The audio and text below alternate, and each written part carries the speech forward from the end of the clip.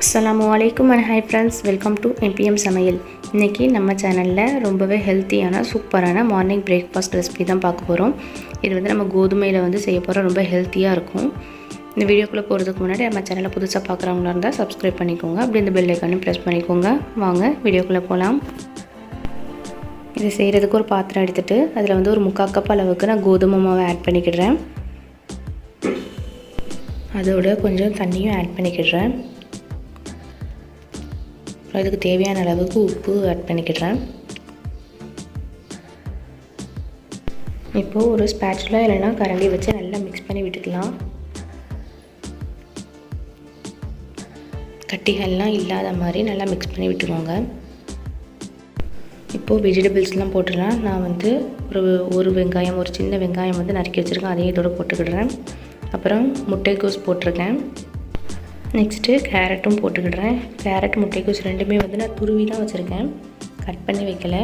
ஏன்னா கட் பண்ணி வச்சிருந்தோம் அப்படின்னா அது வேக லேட் ஆகும். நான் துருவி வச்சுருந்தா ரொம்ப ஈஸியாக இருக்கும். ஃபைனலாக ஒரு நார்மல் சைஸ் தக்காளியில் பாதி நறுக்கி வச்சுருக்கேன். அதையும் இதோட ஆட் பண்ணிக்கிடுறேன். உங்களுக்கு என்ன வெஜிடபிள்ஸ் போடணுமோ நீங்கள் அதை போட்டுக்கோங்க. அவ்வளோதான். இதை இப்போ ஃபுல்லாக கலந்து விட்டு நல்லா அமுக்கி விட்டு கலந்து விடுங்க. நல்லா அதை ப்ரெஸ் பண்ணும்போது நம்மளுக்கு முழுசாக இருந்தாலும் அது நல்லா அமுங்கிடும், அந்த மாவோடு ஒன்றாயிரும். நான் பண்ணுறேன்ல இந்த மாதிரி அமுக்கி நல்லா விட்டுக்கோங்க.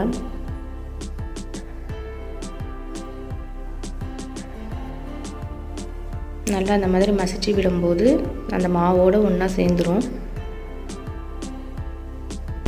இப்போது இதோட மசாலாஸ்லாம் ஆட் பண்ணிடலாம். ஃபஸ்ட்டு மஞ்சள் பொடி ஆட் பண்ணிக்கிடுறேன். ஒரு 1/2 டீஸ்பூன் அளவுக்கு ஆட் பண்ணிக்கிடுறேன்.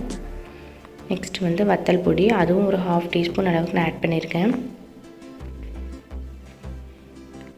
அப்புறம் தனியா பவுடர் அதுவும் ஒரு 1/2 டீஸ்பூன் அளவுக்கு ஆட் பண்ணிக்கோங்க.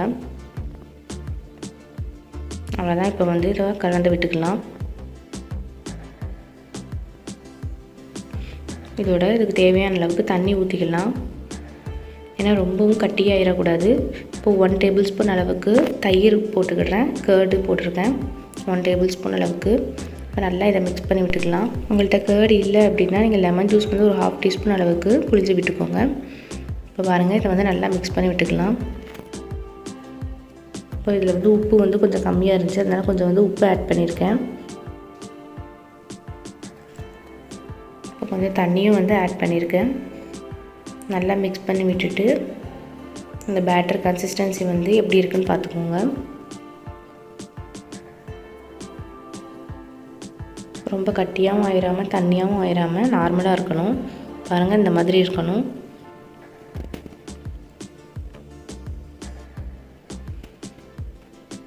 இப்போ ஃபைனலாக கொத்தமல்லி இலை பொடி பொடியாக நறுக்கி வச்சுருக்கேன். அதையும் இதோட ஆட் பண்ணிக்கிடுவேன்.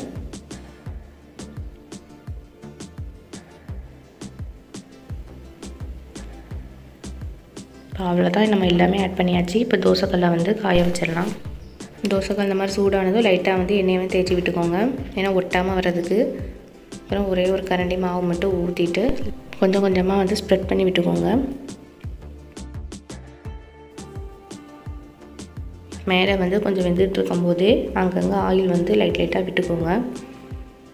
ஏன்னா நிறைய நம்ம ஆயில் விட்டு நம்ம பொரிக்க போகிறதில்ல, கொஞ்சமாக தான் நம்ம விட்டுருக்கோம். மூடி போடணுன்ற அவசியம் இல்லை. இருந்தாலும் கொஞ்சம் சீக்கிரமாக வேகணும் அப்படின்னா கொஞ்சம் மூடி போட்டுக்கோங்க ஒரு 2 நிமிஷத்துக்கு. ஒரு 2 நிமிஷம் கழிச்சு இப்போ ஓப்பன் பண்ணியிருக்கேன். இப்போ நம்ம திருப்பி போட்டுக்கலாம். இந்த தோசைக்கு பார்த்திங்கன்னா நமக்கு சைட் டிஷ் எதுவுமே தேவைப்படாது. ஏன்னா இதில் நம்ம மசாலாஸ்லாம் ஆட் பண்ணியிருக்கோம், வெஜிடபிள்ஸ் ஆட் பண்ணியிருக்கோம். அப்படின்னால டேஸ்ட் ரொம்ப நல்லாயிருக்கும். ஒருவேளை உங்களுக்கு சைட் டிஷ் வேணும் அப்படின்னா கொஞ்சமாக கட்டி சட்னி வச்சு சாப்பிட்டுக்கோங்க. அந்த காம்பினேஷன் இதுக்கு ரொம்ப நல்லாயிருக்கும். இப்போது 2 பக்கமுமே நல்லா வெந்துருச்சு. நம்மளோட டேஸ்டியான ஹெல்த்தியான பிரேக்ஃபாஸ்ட் ரெடி ஆகிட்டு. இதே மாதிரி மற்ற மாவுகளையும் நம்ம ஊற்றி எடுத்துக்கலாம். நான் 3/4 கப் அளவுக்கு மாவு எடுத்திருந்தேன், கொஞ்சம் வெஜிடபிள்ஸும் போட்டிருந்தேன். இதுக்கு எனக்கு 6 to 7 தோசை கிட்ட வந்தது. உங்களுக்கு அதிகமாக வேணும் அப்படின்னா கூட மாவு போட்டுக்கோங்க, கூட கொஞ்சம் வெஜிடபிள்ஸும் போட்டுக்கோங்க. பாருங்கள், ஒரு பக்கம் இந்த மாதிரி வெந்ததுக்கப்புறம் இன்னொரு பக்கம் திருப்பி போட்டுக்கணும். இது நமக்கு சிம்பிளாக தான் இருக்கும். இன்க்ரீடியன்ஸ் எல்லாமே வீட்டில் உள்ள இன்க்ரீடியன்ஸாக தான் இருக்கும். ஆனால் டேஸ்ட் ரொம்ப நல்லாயிருக்கும். நம்மளுக்கு கம்மியான ஆயிலில் ரொம்ப சூப்பரான பிரேக்ஃபாஸ்ட் ரெடி ஆயிரும். ரொம்ப ஹெல்த்தியான பிரேக்ஃபாஸ்ட்டும் கூட. குட்டீஸ்னால் வெஜிடபிள்ஸ் சாப்பிடாதவங்க வந்து இந்த மாதிரி செஞ்சு கொடுக்கும்போது அவங்க வந்து ஈஸியாக வந்து சாப்பிட்ருவாங்க. அவங்களுக்கு வந்து டேஸ்ட் வந்து ரொம்ப பிடிச்சிருக்கும். அதனால் வந்து சாப்பிட்றதுக்கு வந்து ஈஸியாக இருக்கும் அவங்களுக்கு. உண்மையிலே டேஸ்ட் வந்து ரொம்ப நல்லா இருந்தது. நீங்களும் வந்து கண்டிப்பாக ட்ரை பண்ணி பாருங்கள் எப்படி இருக்குங்கிற ரிசல்ட்டை வந்து கமெண்ட்டில் மறக்காமல் ஷேர் பண்ணுங்கள். இந்த வீடியோ உங்களுக்கு பிடிச்சிருந்துச்சு அப்படின்னா லைக் பண்ணுங்கள், ஷேர் பண்ணுங்கள், மறக்காமல் சப்ஸ்கிரைப் பண்ணுங்கள். அப்படியே இந்த பெல் ஐக்கானையும் ப்ரெஸ் பண்ணிக்கோங்க. அப்படின்னா தான் நான் போடுற நியூ வீடியோஸ் எல்லாமே உங்களுக்கு நோட்டிஃபிகேஷனாக வரும். தேங்க்யூ.